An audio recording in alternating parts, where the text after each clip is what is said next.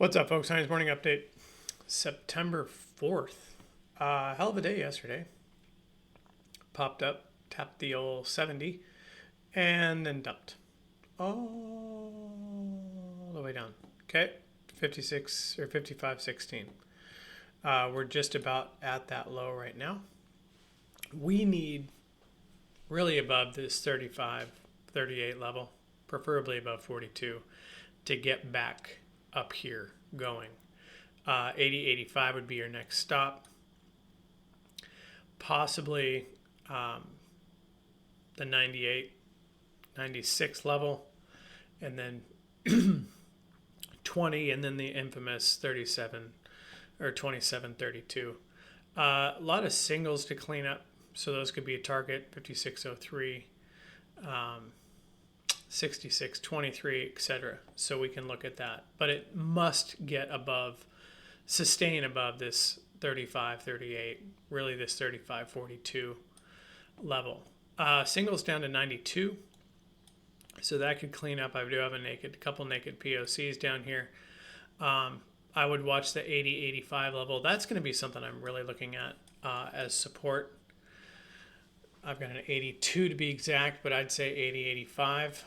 Below that, we have the 60, I'd say 57, 62. And then your 200 days at 54.33, so you could do 33.38. And then I really don't have much substantial until down here at 53.70, 75. The 5400, 5405 is also a decent level. So we'll watch those as they go. I'm watching the 80 now, and I think that that's a decent bounce point. If we lose that, it's going to get interesting, but I think that they're going to hold that.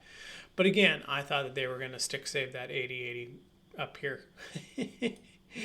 And they blasted right through it. So what a down day yesterday. Most of it talk is, because of NVIDIA, but we'll see. Here's your hourly. Again, we are below this volume node, and you have two.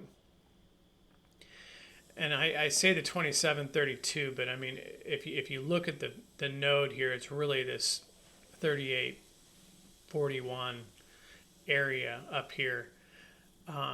So price tends to gravitate to price, right? This is just the 2-month volume profile.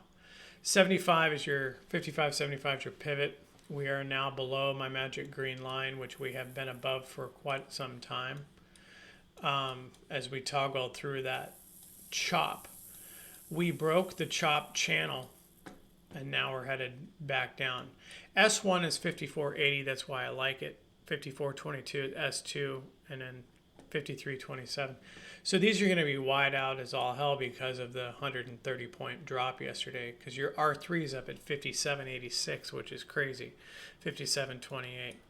56.33 R1, that's going to be a crazy. So if miraculously they get it all the way back up there, that would be hilarious. But this looks down to me. I'd like to see a down day and find a bottom today and then rally, if not today, but definitely tomorrow. So maybe one good flush down, at least to this 80 level, and then possibly into the 60, 65 level, or bounce off the 200 at this 30 level. So I don't know. We will see at what point they come down. Typically what will happen is you'll get a slow grind and then a flush and then reverse. And when that reverse happens, typically that'll mark the low, and then they'll push it back. Yesterday you could tell that the bounces weren't like we're used to. And maybe those are over. Market structure has definitely changed. We did close below the 200 or the 50-day at 55.42. Again, that's going to be a big number. But here's your dip, came up, that whatever Japanese yen crash, whatever you want to call this, back, and we didn't make a new high. We're going to lose that 5,500 level down here. So 54.33 is your 100-day, excuse me, not your 200-day. That was the wrong. And then your 200 days down at 52.12. This is funny because your months, basically you have a mimicked high on the August high and the September high. So that's going to be an important juncture there, is that 56.70. If we get this back up north of that, we're going to scream higher. So I would keep that, mark that down. But we'd have to get past that. This 30 level. Now we're below this 30 level. And then we have a volume void back into these areas here. But I wouldn't worry about that yet. Here's your weekly. Again, toggling, just poking it up and down of that 46.45 R2 pivot. So it's kind of interesting that we popped above, came. So if this was intraday on a minute chart or a 5-minute chart, I'd say that level held. But we'll see. 56.20 is your R1. I do these for grins. I don't put a lot of faith in them, but I find them interesting. Cash gaps matter. Here's our cash gap from August 14th, 55 to 01.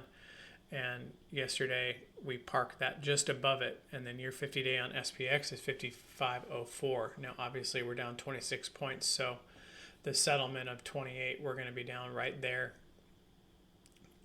to open. So 54.55 SPX would be my next logical downside choice if we get into that cash gap. Your next one down here is 53.76. That's where it starts. If we get there, the world's ended. But then we have two consecutive. Look at that. This is kind of neat. We chewed into this one. This is like a point away. And then we have another one from yesterday. So my assumption is that these two are going to get filled at some point. And then you have your 69 all-time high. So interesting. 12 held on the euro. That's starting to trek down. We'll see if that continues. The 50 days at 99, so we'll look at that level next. NVIDIA down to 105? 105.78, so this is trickling down. Keep an eye on this one if this gets below. Well, 90 was that lower low back when, so that's really the level so we've got $18 until we get to that. So I'm not necessarily concerned, but definitely keep this on your charts.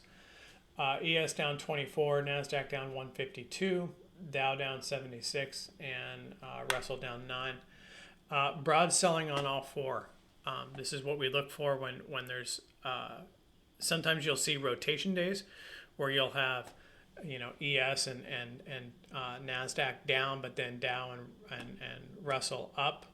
This has not been. This has been a broad sell. So anyway. So we'll see if we get a bottom today or possibly tomorrow. But at some point this should reverse. But we will see what the price tells us.